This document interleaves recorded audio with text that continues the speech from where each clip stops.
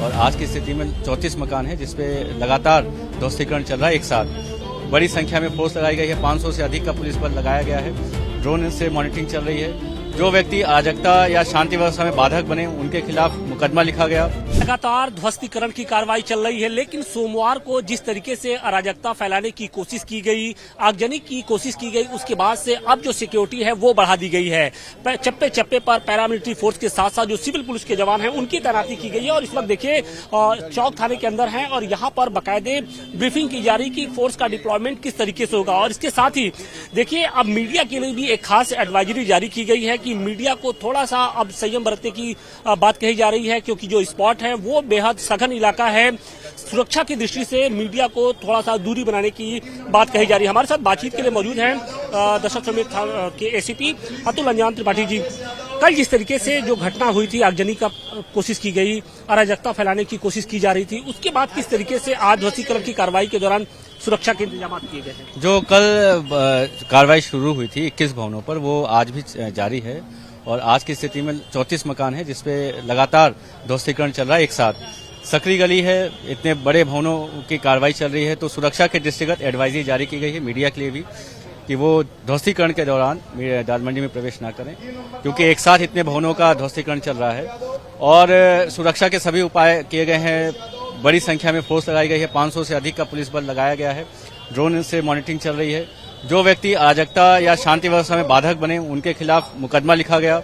कितने लोगों के खिलाफ मुकदमा लिखा गया? ये 2 लोगों के खिलाफ मुकदमा लिखा गया है, जिसमें से एक व्यक्ति को गिरफ्तार कर उनके खिलाफ विधिक कार्रवाई की जा रही है। जो अन्य व्यक्ति थे उनके खिलाफ जो शांति व्यवस्था भंग में धारा होती है उसमें उसके अंतर्गत कार्रवाई की गई है। अन्य जो भी व्यक्ति भविष्य में भी अराजकता या भ्रामक तथ्य या इस प्रकार का कोई कृत्य करेगा तो उसके खिलाफ सख्त कार्रवाई की जाएगी। सोशल मीडिया पर किस तरीके से नजर रखी जा रही है, क्योंकि कल जैसे ही ये आगजनी की घटना हुई उसके बाद से एक माहौल बनाने की कोशिश की, अफवाहों का जो बाजार था वो गर्म हो गया था। और इसके साथ ही सबसे बड़ी बात यह है कि भीड़ ने कहीं ना कहीं पुलिस और मीडिया को भी टारगेट करने की कोशिश की। ये जितना भी कार्रवाई हो रही है, लगातार सोशल मीडिया पे मॉनिटरिंग चल रही है और कोई भी ऐसा भ्रामक तथ्य अगर संज्ञान में आता है उसको तत्काल संज्ञान में लेकर उस पर कार्रवाई भी की जा रही है। और हमारा एलआईयू कंपोनेंट भी एक्टिव है, सभी जो सुरक्षा के उपाय हैं वो एक्टिव हैं। और इस प्रकार का कोई भी व्यक्ति अगर शांति व्यवस्था या अराजकता फैलाएगा तो उसके खिलाफ तुरंत कार्रवाई की जाएगी। पैरामिलिट्री फोर्स की भी तैनाती की गई। पैरामिलिट्री, पीएससी और कई थानों की फोर्स है। साथ साथ में जो हमारा डेंस एरिया है क्योंकि, तो इसलिए ड्रोन से भी मॉनिटरिंग चल रही है। तो आपने देखा कि किस तरीके से अब दालमंडी में जो ध्वस्तीकरण की कार्रवाई हो रही है उसके लिए सुरक्षा के खास इंतजाम किए गए हैं।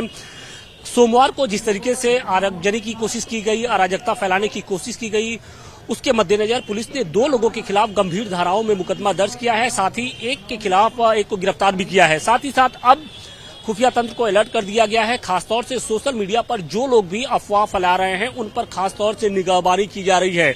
तो कोशिश यही की जा रही है कि अब शांतिपूर्ण तरीके से इस पूरे कार्रवाई को अंजाम दिया जाए, क्योंकि ये मुस्लिम बहुल इलाका है। लगभग 182 कुल दुकानें हैं जिनको ध्वस्त किया जाना है। 34 मकानों पर लगातार ध्वस्तीकरण की कार्रवाई चल रही है। तो ऐसे में अब मीडिया को भी दालमंडी के अंदर प्रवेश के लिए थोड़ा सा बैन किया गया है। कहा यह जा रहा है कि सुरक्षा के मद्देनजर ये फैसला लिया गया है, लेकिन अब इन सब के बीच में देखना ये होगा कि आगे की कार्रवाई किस तरीके से जारी रहती है। वाराणसी से मनीष दुबे के साथ आशुतोष सिंह, टाइम्स नाउ नवभारत।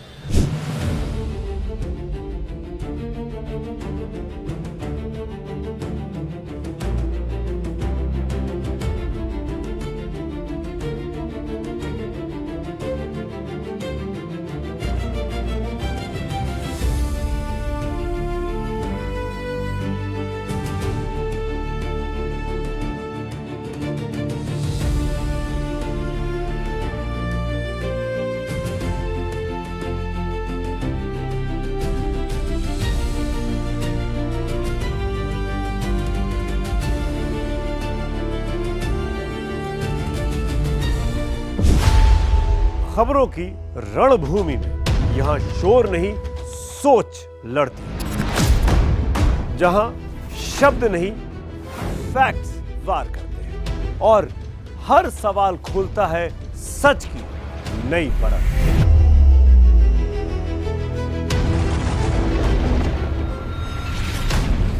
चक्रव्यूह आपके अपने सुमित अवस्थी के साथ सोमवार से शुक्रवार शाम 6:57 पर टाइम्स नाउ नव भारत पर।